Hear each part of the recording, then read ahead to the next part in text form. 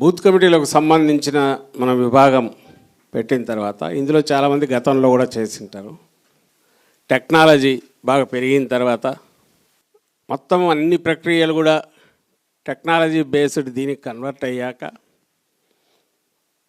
వ్యక్తులు అల్టిమేట్ మన పాత్ర మనం నాయకులు కానీ క్షేత్రస్థాయిలో కార్యకర్తలు కానీ పోషించాల్సింది అట్లుంటే టెక్నాలజీని మనం అన్వయించుకోగలిగిన వాడు, మనకు అనుకూలంగా దాన్ని వాడుకోగలిగిన వాడు పార్టీలకు, లేదా దాన్ని మోసపూరితమైనతో ఎదుటివాడిని దెబ్బతీయడానికి కూడా వాడుకోగలిగిన వాడు కూడా ఉండే అవకాశం ఉన్న నేపథ్యంలో చాలా జాగ్రత్తగా అలర్ట్గా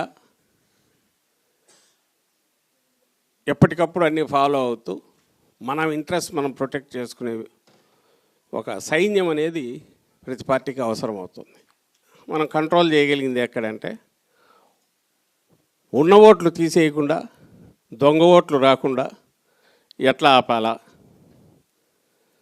అనేది ఇప్పుడు చేయకపోతే బూత్లో చేయగలిగేది ఏమి ఉండదు. కాబట్టి ఇప్పటి నుంచే దాని మీద అలర్ట్గా ఉండాలి. ఉన్న ఓట్లు తీయకుండా, అందులో మన ఓట్లు తీయకుండా సహజంగా చేయగలిగిన నేర్పు రావాలా, మెలకువ తెలియాలా.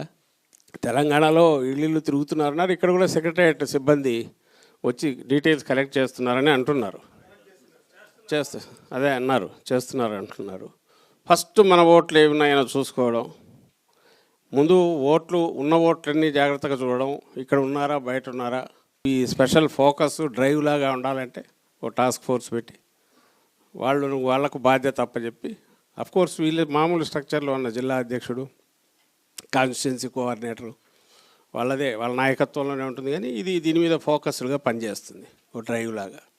సో ఈరోజు మన ప్రిపేర్డ్నెస్ పెంచుకోవడానికి మనము దీనికి సిద్ధంగా ఉన్నామనేది ఓ డెసిషన్ తీసుకొని పోవడానికి ఇది ఏర్పాటు చేసాం. అల్టిమేట్లీ ఓ టీమ్ లాగా అందరం కదులుదాం, పర్ఫెక్ట్గా మన ఇంట్రెస్ట్ ప్రొటెక్ట్ చేసుకునే రకంగా అవతల ఆటలు సాగనీయకుండా, ప్రత్యర్థుల ఆటలు సాగనీయకుండా వీటిని కార్యక్రమం దిగ్విజయంగా ముగిద్దామనేది నా ఆకాంక్ష. మిమ్మల్ని అందరినీ అదే కోరుతూ సెలవు తీసుకుంటున్నాను. I wish you all the best. Thank you very much.